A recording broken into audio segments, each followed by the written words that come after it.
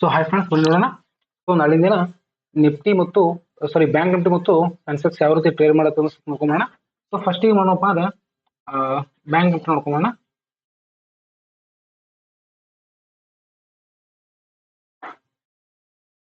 So bank nifty ಒಳಗೆ first ಏನಾಗಿದೆಪ್ಪ ಅಂತಂದ್ರೆ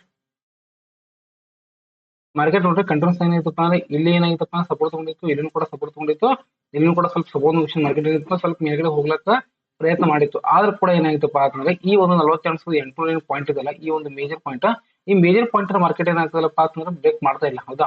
ಸೊ ಯಾವಾಗ ಇದು ಬ್ರೇಕ್ ಮಾಡುತ್ತೆ ಅವಾಗ ಮಾರ್ಕೆಟ್ ಮೇಲ್ಗಡೆ ಹೋಗುತ್ತೆ ಅಂತ ನಾವು ಹೇಳಿದ್ವಿ. ಓಕೆ, ಸೊ ಅದೇ ರೀತಿ ಡಿಸ್ಕಷನ್ ಮಾಡಿದ ಪ್ರಕಾರ ಇದು ಶುಕ್ರವಾರ ದಿವಸ ಲಾಸ್ಟ್ ನಿಂತಪ್ಪ ಅಂತಂದ್ರೆ, ಓಕೆ, ಶುಕ್ರವಾರ ದಿವಸ ಮಾರ್ಕೆಟ್ ಸ್ವಲ್ಪ ಮೇಲ್ಗಡೆ ಹೋಗಿ ಮತ್ತೆ ಮಾರ್ಕೆಟ್ ಕೆಳಗಡೆ ಬಂತು ಅಂದ್ರೆ ಇಲ್ಲಿ ಏನಾಯ್ತಪ್ಪ ಅಂದ್ರೆ ಶುಕ್ರವಾರ ದಿವಸ ಸೆಲ್ಲರ್ಸ್ ಆಕ್ಟಿವೇಟ್ ಆಗಿದೆ.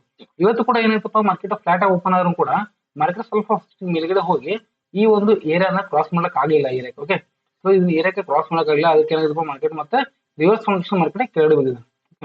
ಸೊ ಈಗ ತುಂಬಾನೇ ಇಂಪಾರ್ಟೆಂಟ್ ಆಗಿರ್ತಕ್ಕಂಥದ್ದು, ತುಂಬಾನೇ ಕ್ರೂಷಿಯಲ್ ಆಗಿರ್ತಕ್ಕಂಥ ಏನಪ್ಪಾ ಅಂದ್ರೆ ಈ ಒಂದು ಏನು ಪಾಯಿಂಟ್ ಇದೆಲ್ಲ, ಈ ಒಂದು ಕ್ಯಾಂಡಲ್ ಇದು ಏನಪ್ಪಾ ಅಂತಂದ್ರೆ ಇದಕ್ಕೆ ಇನ್ವರ್ಟೆಡ್ ಹ್ಯಾಮರ್ ಕ್ಯಾಂಡಲ್ ಅಂತ ಅಂತೀವಿ ನಾವು. ಓಕೆ, ಸೊ ಈ ಇನ್ವರ್ಟೆಡ್ ಹ್ಯಾಮರ್ ಕ್ಯಾಂಡಲ್ ಲೋ ಯಾವಾಗ ಬ್ರೇಕ್ ಮಾಡುತ್ತೆ, ಓಕೆ, ಈ ಇನ್ವರ್ಟೆಡ್ ಹ್ಯಾಮರ್ ಕ್ಯಾಂಡಲ್ ಲೋ ಯಾವಾಗ ಬ್ರೇಕ್ ಮಾಡುತ್ತಾ ಮತ್ತೆ ಮಾರ್ಕೆಟ್ ಏನಾಗುತ್ತಪ್ಪ ಅಂದ್ರೆ ಮತ್ತೆ ಮಾರ್ಕೆಟ್ ಕೆಳಗಡೆ ಹೋಗ್ತಕ್ಕಂಥ ಚಾನ್ಸಸ್ ಇದು ತುಂಬಾನೇ ಇರ್ತಾವ. ಓಕೆ, ಸೊ ನಾಳಿನ ದಿನ ನಮಗೆ ತುಂಬಾನೇ ಕ್ರೂಷಿಯಲ್ ಆಗಿರ್ತಕ್ಕಂಥ ಲೆವೆಲ್ ಯಾವಪ್ಪ ಅಂತಂದ್ರೆ, ಓಕೆ, ಫಸ್ಟ್ ಲೆವೆಲ್ ಈ ಒಂದು ಏರಿಯಾ ಯಾವ್ದಪ್ಪ ಅಂದ್ರೆ 48,200. ಓಕೆ, ಈ 48,200 ಏನ್ ಏರಿಯಾ ಇದೆಲ್ಲ ಇದು ಏನಾದ್ರು ಮಾರ್ಕೆಟ್ ಏನಾದ್ರು ನಾಳಿನ ದಿನ ಬ್ರೇಕ್ ಮಾಡ್ತಪ್ಪ ಅಂದ್ರೆ ಬ್ಯಾಂಕ್ ನಿಫ್ಟಿ ಒಳಗೆ 48,200 ಏನಾದ್ರು ಮಾರ್ಕೆಟ್ ಬ್ರೇಕ್ ಮಾಡ್ತಪ್ಪ ಅಂದ್ರೆ ಮಾರ್ಕೆಟ್ ಡೈರೆಕ್ಟ್ ಆಗಿ ಎಲ್ಲಿವರೆಗೂ ಹೋಗುತ್ತಪ್ಪ ಅಂತಂದ್ರೆ ಸೀದಾ ಮಾರ್ಕೆಟ್ 48,000 ಕೂಡ ಡೈರೆಕ್ಟ್ ಮಾರ್ಕೆಟ್ ಹೋಗುತ್ತೆ. ಇದನ್ನು ಕೂಡ ಏನಾದ್ರು ಮಾರ್ಕೆಟ್ ಬ್ರೇಕ್ ಮಾಡ್ತಪ್ಪ ಅಂದ್ರೆ ಅವಾಗ ಮಾರ್ಕೆಟ್ 47,000 ತನಕ ಅಂತೂ ಆರಾಮಾಗಿ ಈಸಿಯಾಗಿ ಹೋಗುತ್ತೆ. ಓಕೆ, ಯಾಕಪ್ಪ ಅಂದ್ರೆ ಇದು ತುಂಬಾ ದಿನಗಳಿಂದ ಏನಾಗಿತ್ತಪ್ಪ ಅಂದ್ರೆ ಮಾರ್ಕೆಟ್ ಅಲ್ಲಿ ಸಸ್ಟೈನ್ ಆಗ್ತಾ ಇದೆ. ಓಕೆ, ಇಲ್ಲಿ ಸಪೋರ್ಟ್ ಸೆಷನ್ ಆಗ್ತಾ ಇರೋದ್ರಿಂದ ಯಾವಾಗ ಇದು ಬ್ರೇಕ್ ಮಾಡುತ್ತೆ ಇಲ್ಲೆಲ್ಲ ಇರ್ತಕ್ಕಂಥ ಈ ಏರಿಯಾದಲ್ಲಿ ಇರ್ತಕ್ಕಂಥದ್ದು, ಈ ಏರಿಯಾದಲ್ಲಿ ಇರ್ತಕ್ಕಂಥದ್ದು ಮತ್ತೆ ಈ ಏರಿಯಾದಲ್ಲಿ ಇರ್ತಕ್ಕಂಥದ್ದು ಏನಾಗ್ತದಪ್ಪ ಅಂದ್ರೆ ಎಲ್ಲ ಎಸ್ ಎಲ್ ಹಿಟ್ ಆಗ್ತಾವ. ಎಸ್ ಎಲ್ ಹಿಟ್ ಆದಾಗ ಏನಾಗ್ತದಪ್ಪ ಅಂದ್ರೆ ಮಾರ್ಕೆಟ್ ತುಂಬಾನೇ ಸ್ಪೀಡ್ ಆಗಿ ಫಾಲ್ ಆಗ್ತಕ್ಕಂಥ ಚಾನ್ಸಸ್ ಇಲ್ಲಿ ನಿಫ್ಟಿ ಒಳಗೆ ಬ್ಯಾಂಕ್ ನಿಫ್ಟಿ ಒಳಗೆ ನೋಡ್ತಕ್ಕಂಥ ಚಾನ್ಸಸ್ ನಮಗೆ ತುಂಬಾನೇ ಕಾಣುತ್ತೆ. ಓಕೆ, ಇದನ್ನ ಒಂದ್ ಸ್ವಲ್ಪ 15 ಮಿನಿಟ್ಸ್ ಟೈಮ್ ಫ್ರೇಮ್ದಲ್ಲಿ ನೋಡ್ಕೊಂಡ್ರೆ ನಿಮ್ಗೆ ಈಸಿಯಾಗಿ ಅರ್ಥ ಆಗುತ್ತೆ. ಓಕೆ,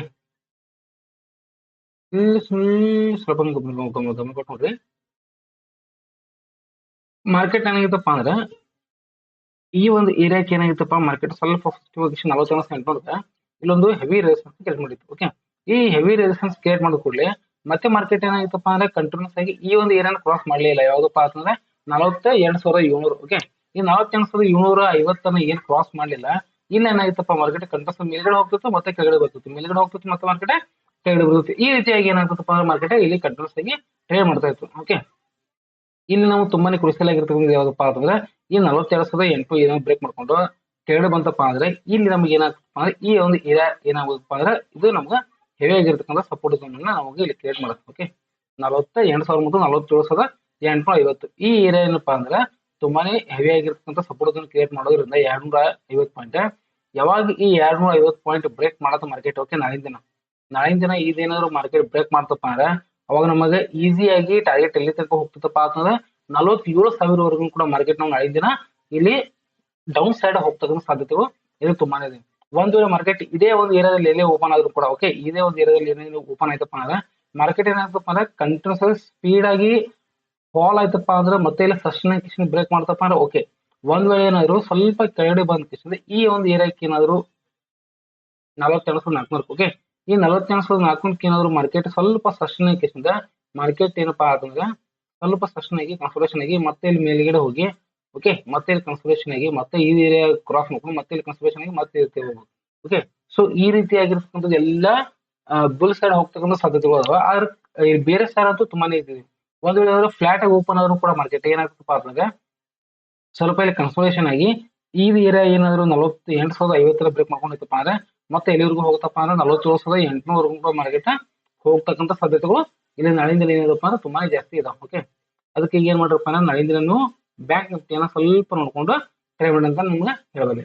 ಸೊ ಅದೇ ರೀತಿಯಾಗಿ ಸೆನ್ಸೆಕ್ಸ್ ಅನ್ನ ನೋಡ್ಕೊಂಡ್ರೆ ಸೆನ್ಸೆಕ್ಸ್ ಅಲ್ಲಿ ಸ್ವಲ್ಪ ಈಸಿ ಟ್ರಿಕ್ ಏನಪ್ಪಾ ಅಂತಂದ್ರೆ ಮಾರ್ಕೆಟ್ ನೋಡ್ರಿ ರೌಂಡ್ ಫಿಗರ್ ತಗೊಂಡ್ ಕಿಶನ್. ಓಕೆ, ಈ ರೌಂಡ್ ಆಫ್ ಮಾಡ್ಕೊಂಡು ಮಾರ್ಕೆಟ್ ಏನಿತ್ತಪ್ಪ ಅಂದ್ರೆ ಕಂಟಿನ್ಯೂಸ್ ಆಗಿ ಮೇಲ್ಗಡೆ ಹೋಗಿತ್ತು. ಓಕೆ, ಎಷ್ಟು ದಿವಸ, 1 ದಿವಸ, 2 ದಿವಸ, 3 ದಿವಸ. ಓಕೆ, 3 ದಿವಸ ಮಾರ್ಕೆಟ್ ಮೇಲ್ಗಡೆ ಹೋದ್ರು ಕೂಡ ಗ್ಯಾಪ್ ಅಪ್ ಆದ್ರೂ ಕೂಡ ಮಾರ್ಕೆಟ್ ಏನಾಗಿತ್ತಪ್ಪ ಅಂದ್ರೆ ನಿಮ್ಗೆ ಏನ್ ಹೇಳಿದಪ್ಪ ಅಂದ್ರೆ ಈ ಒಂದು ಏರಿಯಾ ಕ್ರಾಸ್ ಮಾಡ್ಬೇಕು ಅಂತ ನಿಮ್ಗೆ ಹೇಳಿದ್ದೆ. ಓಕೆ, ಯಾಕಪ್ಪ ಅಂದ್ರೆ ಈ ಒಂದು ಏರಿಯಾದಲ್ಲಿ ಏನಿದೆಪ್ಪ ಅಂತಂದ್ರೆ ಒಂದು ಬೇರೆಸ್ ಝೋನ್ ಇದೆ. ಈ ಬೇರೆಸ್ ಝೋನ್ ಅನ್ನ ಬ್ರೇಕ್ ಮಾಡ್ಕೊಂಡು ಮಾರ್ಕೆಟ್ ಯಾವಾಗ ಇದ್ರ ಮೇಲ್ಗಡೆ ಓಕೆ ಈ ಒಂದು ಏರಿಯಾ ಮೇಲ್ಗಡೆ ಯಾವಾಗ ಮಾರ್ಕೆಟ್ ಸಸ್ಟೈನ್ ಆಗುತ್ತೆ ಅವಾಗ ಏನಾಗುತ್ತಪ್ಪ ಅಂದ್ರೆ ಮಾರ್ಕೆಟ್ ಮೇಲ್ಗಡೆ ಹೋಗ್ತಕ್ಕಂಥ ಸಾಧ್ಯತೆಗಳು ತುಂಬಾ ಜಾಸ್ತಿ ಇದೆ ಅಂತ ಹೇಳಿದೆ. ಓಕೆ, ಆಮೇಲೆ ಇಲ್ಲೊಂದು ಏನಿದೆಪ್ಪ, ಇಲ್ಲೊಂದು ಟ್ರೆಂಡ್ ಲೈನ್ ಬಂದಿದೆ. ಓಕೆ, ಇಲ್ಲೊಂದು ಟ್ರೆಂಡ್ ಲೈನ್ ಇದೆ. ಈ ಟ್ರೆಂಡ್ ಲೈನ್ ಒಳಗಡೆ ಏನಾದ್ರು ಮಾರ್ಕೆಟ್ ಕೆಳಗಡೆ ಬಂತಪ್ಪ ಅಂದ್ರೆ ಮತ್ತೆ ಮಾರ್ಕೆಟ್ ಹೆವಿ ಫಾಲ್ ಆಗ್ತಕ್ಕಂಥ ಸಾಧ್ಯತೆಗಳು ಅದಾವನು ಕೂಡ ಅಂತ ನಾವು ಡಿಸ್ಕಷನ್ ಮಾಡಿದ್ವಿ. ಆದ್ರೆ ಇವತ್ತಿನ ಮಾರ್ಕೆಟ್ ಏನಿದೆಪ್ಪ ಅಂದ್ರೆ ಅದೇ ರೀತಿಯಾಗಿ ನಮ್ದು ಒಂದು ಚಾರ್ಟ್ ಅನಲೈಸಿಸ್ ಪ್ರಕಾರ 75,000 ಕ್ರಾಸ್ ಮಾಡಿದೆ ಮಾರ್ಕೆಟ್ ಏನಪ್ಪ ಸ್ವಲ್ಪ ಮೇಲ್ಗಡೆ ಹೋಗಿ ಈ ಒಂದು ಬೇರೆಸ್ ಝೋನ್ ಇತ್ತಲ್ಲ. ಓಕೆ, ಈ ಬೇರೆಸ್ ಝೋನ್ ಇತ್ತಲ್ಲ, ಈ ಬೇರೆಸ್ ಝೋನ್ ಕೆಳಗಡೆ ಕೂಡ ಮಾರ್ಕೆಟ್ ಇಲ್ಲಿ ಕ್ಲೋಸ್ ಆಗಿರೋದ್ರಿಂದ ಇದು ತುಂಬಾನೇ ನಮಗೆ ಇಂಪಾರ್ಟೆಂಟ್ ಆಗಿರತಕ್ಕಂಥ ನಾಳಿನ ದಿನ ಶಾರ್ಟ್ ಸೆಲ್ ಮಾಡ್ಲಿಕ್ಕೆ ತುಂಬಾನೇ ಈಸಿ ಆಗುತ್ತೆ. ಒಂದ್ ವೇಳೆ ಏನಾದ್ರು ಮಾರ್ಕೆಟ್ ನಾಳಿನ ದಿನ ಈ ಒಂದು ಏರಿಯಾನ ಏನಾದ್ರು ಸ್ವಲ್ಪ ಓಪನ್ ಆಗಿ ಓಕೆ ಫ್ಲಾಟ್ ಆಗಿ ಓಪನ್ ಆಗಿ ಕನ್ಸಲ್ಟೇಷನ್ ಆಗಿ ಕೆಳಗಡೆ ಬ್ರೇಕ್ ಮಾಡ್ತಪ್ಪ ಅಂದ್ರೆ ನಮಗೆ ಫಸ್ಟ್ ಟಾರ್ಗೆಟ್ ಯಾವ್ದು ಸಿಗುತ್ತಪ್ಪ, ಈ ಒಂದು ಟಾರ್ಗೆಟ್ ನಮಗೆ ಫಸ್ಟ್ ಸಿಗುತ್ತೆ. ಓಕೆ, ಎಷ್ಟು ಆಗ್ತದೆ 73,150 ಅದನ್ನು ಕೂಡ ಬ್ರೇಕ್ ಮಾಡ್ಕೊಂಡು ಹೋಗ್ತಪ್ಪ ಅಂದ್ರೆ ನಮಗೆ ನೆಕ್ಸ್ಟ್ ಟಾರ್ಗೆಟ್ ಯಾವ್ದಪ್ಪ ಅಂತಂದ್ರೆ 73,100 ಸಿಗುತ್ತೆ. ಅದನ್ನು ಕೂಡ ಬ್ರೇಕ್ ಮಾಡ್ಕೊಂಡು ಹೋಗ್ತಪ್ಪ ಅಂದ್ರೆ 73,000 ಈ ರೀತಿಯಾಗಿರ್ತಕ್ಕಂಥ ಟಾರ್ಗೆಟ್ ನಾವು ಏನ್ ಮಾಡೋದಪ್ಪ ಅಂದ್ರೆ ನಾಳಿನ ದಿನ ನಾವು ಸೆನ್ಸೆಕ್ಸ್ ಅಲ್ಲಿ ನೋಡ್ತಕ್ಕಂಥ ಸಾಧ್ಯತೆಗಳು. ಒಂದ್ ವೇಳೆ ಏನಾದ್ರು ಮಾರ್ಕೆಟ್ ಇಲ್ಲಿ ಸ್ವಲ್ಪ ಈ ಒಂದು ಏರಿಯಾಕ್ಕೆ ಏನಾದ್ರು ಬ್ರೇಕ್ ಮಾಡ್ಕೊಂಡಿತ್ತಪ್ಪ 74,200ಕ್ಕೆ ಏನಾದ್ರು ಮಾರ್ಕೆಟ್ ಫ್ಲಾಟ್ ಆಗಿ ಗ್ಯಾಪ್ ಅಪ್ ಓಪನ್ ಆಯ್ತಪ್ಪ ಮತ್ತೆ ಮಾರ್ಕೆಟ್ ಏನಾಗುತ್ತೆ ಸ್ವಲ್ಪ ಕನ್ಸೋಲೇಷನ್ ಆಗಿ ಈ ಒಂದು ಏರಿಯಾ ಏನಾದ್ರು ಕ್ಲೋಸ್ ಮಾಡಿ ಬ್ರೇಕ್ ಮಾಡ್ತಪ್ಪ ಅಂದ್ರೆ ಅವಾಗ ನೆಕ್ಸ್ಟ್ ಏರಿಯಾ ಈ ಒಂದು ಏರಿಯಾನು ಬ್ರೇಕ್ ಮಾಡ್ಕೊಂಡು ಹೋಗ್ಬೇಕು 70,050 ಇದನ್ನ ಬ್ರೇಕ್ ಮಾಡ್ಕೊಂಡಾಗ ಏನಾಗುತ್ತಪ್ಪ ಅವಾಗ ಮಾರ್ಕೆಟ್ ಕಂಟಿನ್ಯೂಸ್ ಆಗಿ ಮೇಲ್ಗಡೆ ಹೋಗ್ತಿಲ್ಲಪ್ಪ ಅಂದ್ರೆ ಏನಾಗುತ್ತಪ್ಪ ಮತ್ತೆ ಮಾರ್ಕೆಟ್ ನಾಳೆ ಕೆಳಗಡೆ ಬರ್ಬೋದು ಅಥವಾ ಏನಾಗ್ಬೋದಪ್ಪ ಅಂತಂದ್ರೆ ಈ ಒಂದು ಏರಿಯಾ ಓಕೆ ಈ ಒಂದು ಏರಿಯಾ ಆಮೇಲೆ ಈ ಒಂದು ಏರಿಯಾ ಇಲ್ಲಿ ಏನ್ ಮಾಡ್ಬೋದಪ್ಪ ನಮ್ಮ ಮಾರ್ಕೆಟ್ ಕಂಟಿನ್ಯೂಸ್ ಆಗಿ ಟ್ರೇ ಮಾಡ್ಬೋದು. ಇಲ್ಲಿ ಮೇಲ್ಗಡೆ ಹೋದಾಗ ಕೆಳಗಡೆ ಬರೋದು, ಕೆಳಗಡೆ ಬಂದಾಗ ಮೇಲ್ಗಡೆ ಬರೋದು, ಈ ರೀತಿ ಆಗಿರ್ತಕ್ಕಂಥ ಒಂದು ಕನ್ಸೋಲೇಷನ್ ಆಗ್ತಕ್ಕಂಥ ಒಂದು ಚಾನ್ಸಸ್ ಕೂಡ ನಾಳಿನ ಇಲ್ಲಿ ಸೆನ್ಸಸ್ ಒಳಗೆ ನಾವು ನೋಡ್ತಕ್ಕಂಥ ಸಾಧ್ಯತೆಗಳು ಇದು ತುಂಬಾನೇ ಇದೆ. ಸೊ ಇದೊಂದು ಸ್ವಲ್ಪ ಒಂದು 50 ಮಿನಿಟ್ಸ್ ಟೈಮ್ ಫ್ರೇಮ್ ನೋಡ್ಕೊಂಡ್ರೆ